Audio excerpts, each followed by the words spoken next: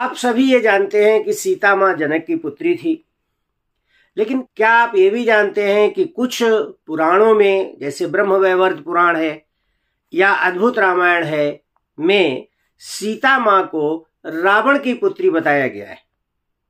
रावण की पुत्री बताया गया है। तो अद्भुत रामायण में सीता माता के जन्म की बड़ी अद्भुत कथा है, जो मैं आज आपके समक्ष वर्णित करने जा रहा हूं। एक बार दशमुख रावण ने अजर अमर होने के लिए बहुत तप किया। इतना अधिक तप किया कि उसके तप के प्रभाव से सारा संसार तपने लगा, जलने लगा। सारे संसार की इस हालात से त्रस्त होकर के देवतागण ब्रह्मा जी के पास गए और ब्रह्मा जी से कहा कि हे देव, हे ब्रह्मदेव, आप हम सब की रक्षा करें। रावण इतना तप कर रहा है कि इससे हम सब लोग परेशान हो गए हैं, हम सब लोग त्रस्त हो गए हैं। तब ब्रह्मा जी रावण के पास आए और उससे कहा कि हे पौलस्त्य, तुम अपना तप अब समाप्त कर दो। तुम्हारे तप से मैं बहुत प्रसन्न हूं, मुझसे कोई अपना मन पसंद वर मांग लो। तब रावण ने वर मांगा कि आत्मनो दुहिता मोहादत्यर्थम प्रार्थिता भवेत तदा मृत्युर्मम भवेद यदि कन्या न कांक्षति। रावण ने वर मांगा कि मोह में पड़ करके जब मैं अपनी ही पुत्री की आकांक्षा करने लगूं, तब यदि कन्या की इच्छा न हो तो उसी समय मेरी मृत्यु हो जाए। रावण बहुत विद्वान था। रावण जानता था कि अगर मेरी कन्या हुई भी तब भी मैं अपनी पुत्री पर कभी मोहित नहीं होऊंगा, और जब ऐसा होगा ही नहीं तो मेरी मृत्यु भी नहीं होगी। ब्रह्मा जी ने कहा ठीक है, तथास्तु, ऐसा ही होगा। और इतना कहकर के ब्रह्मा जी अपने ब्रह्मलोक चले गए। रावण ने यह सोचा कि अब तो मैं अजर अमर हो गया हूं, क्योंकि मैं अपनी पुत्री पर कभी मोहित हो ही नहीं सकता हूं। तब उसने ये पृथ्वी पर विजय प्राप्त करने के लिए और भी अधिक अत्याचार करना प्रारंभ कर दिया। इसी क्रम में, यानी कि पृथ्वी पर विजय प्राप्त करने के क्रम में, एक बार रावण दंडकारण्य में गया। एकदा रावणो राजा दंडकारण्यम आगतः। एक बार रावण राजा दंडकारण्य में आया। वहां रावण ने अनेक तेजस्वी ऋषियों को देखा। उन ऋषियों के तप और तेज को देखकर रावण ने अपने मन में सोचा कि अगर मैंने इन ऋषियों पर विजय प्राप्त नहीं की तो मेरा पृथ्वी पर विजय प्राप्त करने का अभियान निरर्थक रहेगा। इसलिए रावण ने उन ऋषियों से कहा कि हे द्विज श्रेष्ठो, हे द्विज श्रेष्ठ, तुम मुझे अपना राजा मानना प्रारंभ कर दो, और अगर मुझे अपना राजा नहीं मानते हैं तो मुझे अपना रक्त दो।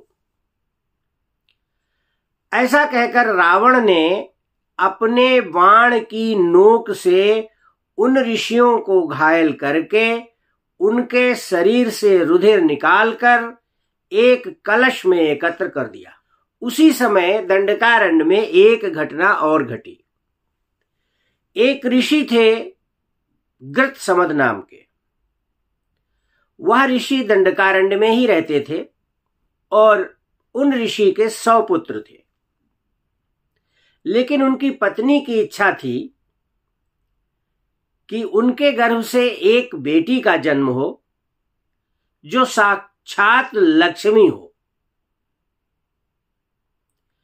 अपनी पत्नी की मनोकामना पूर्ण करने के लिए गृत्समद नित्य भगवान की उपासना करते थे और प्रतिदिन मंत्रोच्चार से अभिमंत्रित दुग्ध के कुछ बिंदु कुशाग्र से एक घड़े में एकत्र कर देते थे। ये एक संयोग ही है या देवयोग ही मानो कि जिस दिन रावण दंडकारण्य में आया उस दिन घृतसमद किसी कार्य से अन्यत्र चले गए थे, और रावण ने जब ऋषियों का रुधिर एकत्र किया तो उसको वही घट मिला जिसमें घृतसमद दुग्ध के कुछ बिंदु डाला करते थे। रावण ने ऋषियों का रुधिर उसी कलश में एकत्र किया और एकत्र करने के बाद उस कलश को लेकर के अपने लंका आ गया, और लंका में वो कलश अपने महल में रख दिया। उसने यानी रावण ने अपनी पत्नी मंदोदरी को बताया कि इसमें विष है, आप इसको कभी पान मत करना। कुछ दिन बीते और कुछ समय के पश्चात रावण विहार करने के लिए विंध्याचल पर्वत की ओर चला गया। रावण काफी दिनों तक वहां से वापस नहीं आया, तो मंदोदरी ने सोचा कि रावण ने मेरा परित्याग कर दिया है। मंदोदरी कहती है, आत्मानं गर्ह्यामास भर्तुः स्नेहमपश्यति धिग्जीवितं हि नारीणां यौवनं कुलमेव च वंचिता पतिना याः स्युस्तस्मान्मे मरणं वरम। मंदोदरी कहती है कि वंचित नारियों का जीवन और यौवन और कुल तीनों को धिक्कार है। यानी कि उन नारियों के जीवन, कुल और यौवन को धिक्कार है जो अपने पति से वंचित होती है। इसलिए मेरा मरना ही अच्छा है, क्योंकि रावण ने मेरा परित्याग कर दिया है। मंदोदरी को याद आया कि रावण एक दिन एक कलश लाया था और उसने मुझसे कहा था कि इस कलश में विष है, और मंदोदरी की मरने की इच्छा हुई। इसलिए मंदोदरी ने उस कलश के रुधिर को विष समझकर पी लिया। लक्ष्मी के आश्रयभूत अभिमंत्रित दुग्ध और ऋषियों के रक्त के प्रभाव से रावण की पत्नी आपन्न सत्वा हुई, यानी मंदोदरी के गर्भ का आधान हो गया। मंदोदरी को बड़ा विस्मय हुआ कि मैंने तो इसको विष समझकर पिया था, लेकिन मेरी मृत्यु तो हुई नहीं, बदले में मैं गर्भवती और हो गई हूं। मुझे गर्भ की धारणा हो गई और 1 साल से मेरा पति बाहर है, और जब पति मेरा वापस आएगा और उसे ये पता लगेगा कि मैं आपन्न सत्ता हूं, अंतर्वर्ती हूं, और जब मुझसे वो पूछेगा तब मैं उसको क्या जवाब दूंगी।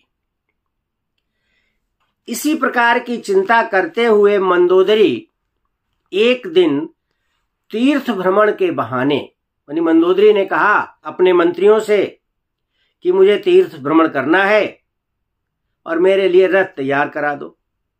तो तीर्थ भ्रमण के बहाने मंदोदरी कुरुक्षेत्र आ गई, और कुरुक्षेत्र में मंदोदरी ने अपने उस गर्भ का विनिष्क्रमण कर दिया और उस भ्रूण को एक बॉक्स में रख करके पृथ्वी मां को समर्पित कर दिया। यानी उस भ्रूण को एक बॉक्स में रख करके पृथ्वी में गाड़ दिया, जमीन में गाड़ दिया।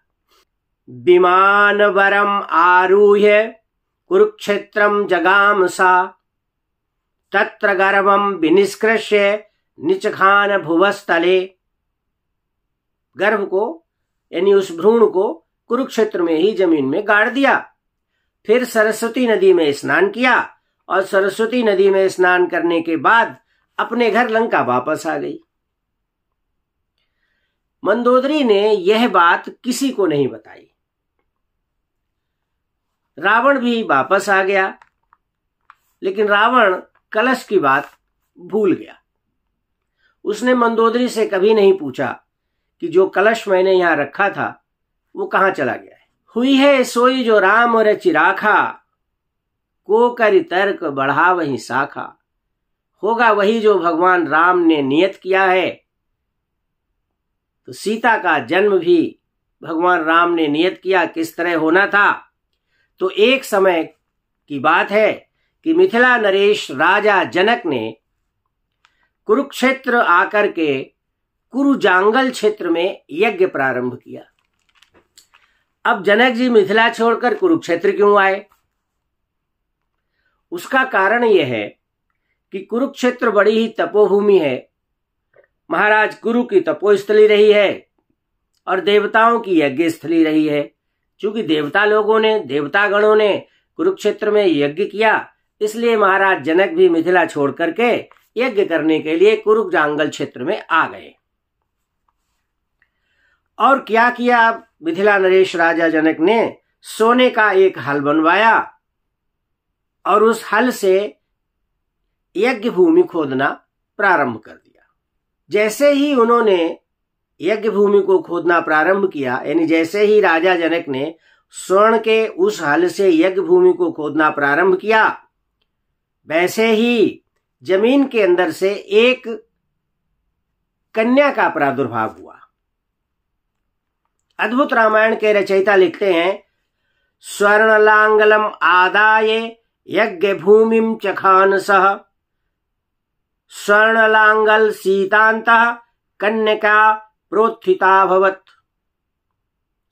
मतलब जैसे ही राजा जनक ने सोने के हल की नोक से यज्ञ भूमि को खोदना प्रारंभ किया, वैसे ही सीता यानी कि उस हल की नोक से एक कन्या का प्रादुर्भाव हुआ। और जैसे ही वो कन्या प्रकट हुई, जैसे ही उस कन्या का प्रादुर्भाव हुआ, उसके ऊपर से फूलों की वर्षा होने लगी। देवता लोग फूल बरसाने लगे। ये देखकर राजा जनक को बड़ा आश्चर्य हुआ कि भाई जमीन के अंदर से ये कन्या कैसे निकली, और कन्या निकली तो निकली, देवता लोग फूलों की वर्षा कैसे करने लगे? क्या है इस कन्या में? उसी समय आकाशवाणी हुई, राजन गृहाण कन्यकाम। हे राजन, तुम इस कन्या को ग्रहण करो और त्वम पालयनाम महाप्रभाम, तुम इस कन्या का पालन पोषण करो। ये कन्या महाप्रभावशाली होगी, संपूर्ण जगत में इसका प्रभाव होगा, संपूर्ण जगत का कल्याणकारिणी होगी ये। तुलसीदास जी लिखते हैं कि उद्भव स्थिति संहार कारिणी क्लेश हारिणी सर्वश्रेयस्करीम सीताम न तो हम राम वल्लभाम। ये कन्या उद्भव स्थिति और संहार को करने वाली है, सबका कल्याण करने वाली होगी। आकाशवाणी सुनकर के राजा जनक को बड़ा आश्चर्य हुआ, बहुत आश्चर्य हुआ। और राजा जनक ने उस कन्या को अपनी कन्या मान लिया। और अब जो यज्ञ का कार्य रह गया था, उस यज्ञ कार्य को संपन्न करने के पश्चात उस कन्या को लेकर के अपने मिथिला नगर पहुंच गए। और चूंकि कन्या हल की नोक से उत्पन्न हुई थी, इसलिए उस कन्या का नाम उन्होंने सीता रख दिया। मिथिला पहुंच करके राजा जनक ने उस कन्या को अपनी पत्नी सुनैना को दे दिया और सुनैना ने उस कन्या का पालन पोषण किया। अद्भुत रामायण की कथा ये बताती है कि माता सीता रावण की पुत्री थी, क्योंकि माता सीता का जन्म मंदोदरी के गर्भ से हुआ था। सुनैना के गर्भ से माता सीता का जन्म नहीं हुआ था। माता सीता का जन्म मंदोदरी के गर्भ से हुआ था और मंदोदरी ही माता सीता को कुरुक्षेत्र में आकर के जमीन के अंदर यानी पृथ्वी के अंदर गाड़ गई थी, छोड़ गई थी, पृथ्वी माँ के हाथों में सौंप दिया था। इसलिए वो माता सीता भूमिजा कहलाई। वास्तव में तो माता सीता मंदोदरी की पुत्री थी। इसी के साथ माता सीता के जन्म की ये विचित्र और अद्भुत कथा संपन्न होती है। इस कथा से तो यही स्पष्ट है कि माता सीता रावण की पुत्री थी। मुझे उम्मीद है कि मेरी ये कथा आपको अच्छी लगी होगी, आपको पसंद आई होगी, कुछ ज्ञानवर्धक भी लगी होगी। अगर आपको ये मेरी कथा अच्छी लगी है, पसंद आई है, तो कृपया इसको लाइक, शेयर और कमेंट करें और मेरे YouTube चैनल भक्ति भास्करम को सब्सक्राइब करें। वीडियो देखने के लिए आप सभी का धन्यवाद। आपका दिन शुभ हो, मंगलमय हो। जय श्री राम। राधे राधे।